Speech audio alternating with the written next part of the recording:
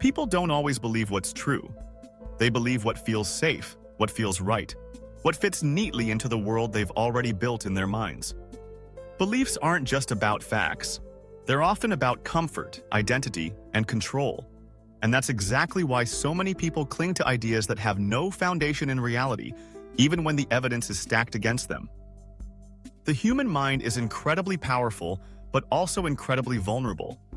We like to think we make decisions based on logic and reasoning, but in truth, our brains are constantly cutting corners. Psychologists call these mental shortcuts heuristics, and they're designed to make life easier, but they also open the door for false beliefs to take root and grow. Take confirmation bias. It's one of the most studied cognitive biases, and it's simple. Once we believe something, we tend to seek out information that confirms it, and ignore or dismiss anything that challenges it. If someone grows up being told a particular worldview is true, whether it's about the afterlife, morality, or divine purpose, their brain will naturally filter out anything that threatens that belief.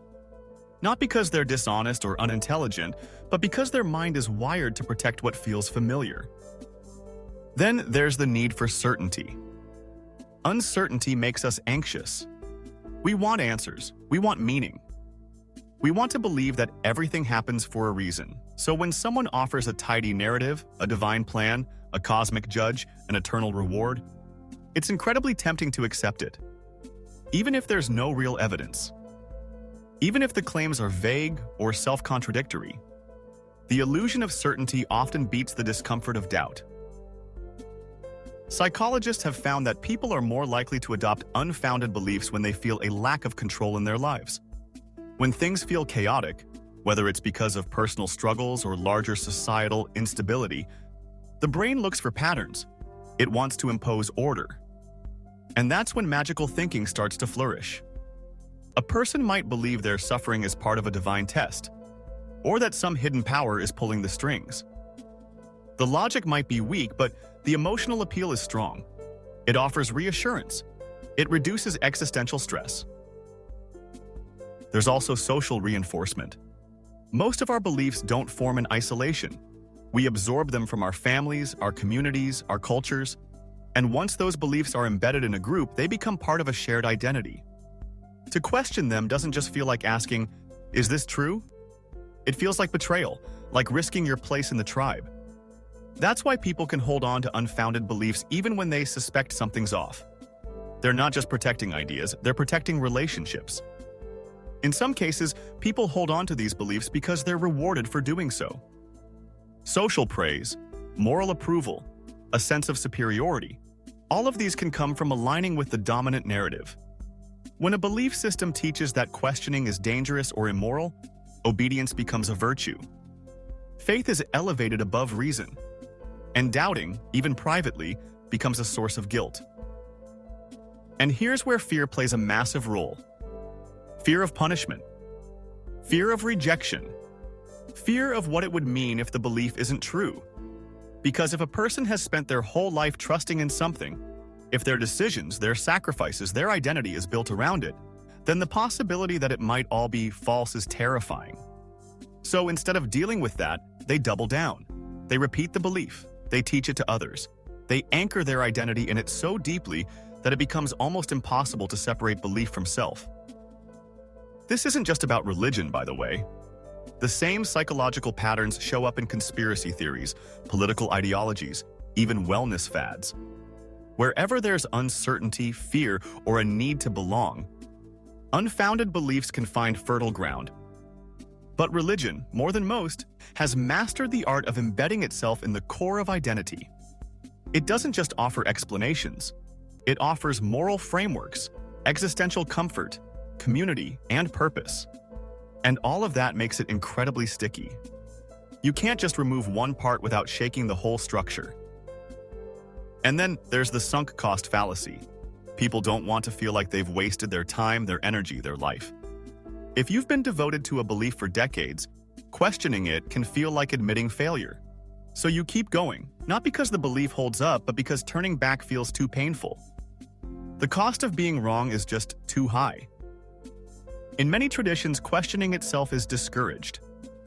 You're taught that doubt is weakness, that critical thinking is rebellion, that obedience is noble. This creates a feedback loop. The less you question, the stronger the belief feels. The stronger it feels, the more dangerous questioning seems. And over time, it becomes almost unthinkable to examine the foundation at all. But what if we did?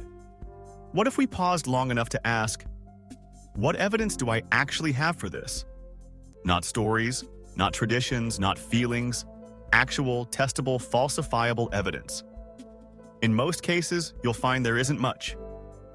And that's the point. The belief survives not because it's supported, but because it's insulated. There's a powerful term in psychology called motivated reasoning. It means you reason not to find the truth, but to defend what you already believe. It's like being a lawyer for your beliefs instead of a scientist.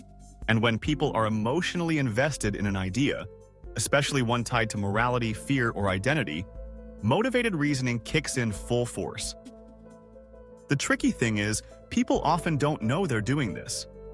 These mental processes are mostly unconscious. And that's what makes them so hard to break. It takes real effort to step back and look at our beliefs objectively. It takes humility to say, maybe I've been wrong. And it takes courage to change direction, especially when everyone around you is walking the other way.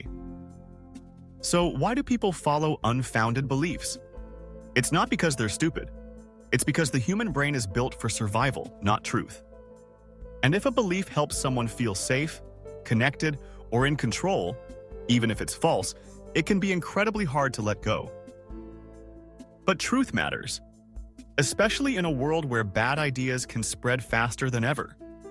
When belief shapes behavior, and behavior shapes society, we have a responsibility to examine the ideas we hold, not with arrogance, but with honesty. Some of the most dangerous ideas in history weren't obviously irrational. They were cloaked in authority, reinforced by tradition, and repeated so often they felt normal. And yet, they were wrong. Not just factually, but morally, ethically, socially. And they were protected by the same mechanisms we've been talking about: fear, conformity, reward, identity, and habit. That's why critical thinking is so important.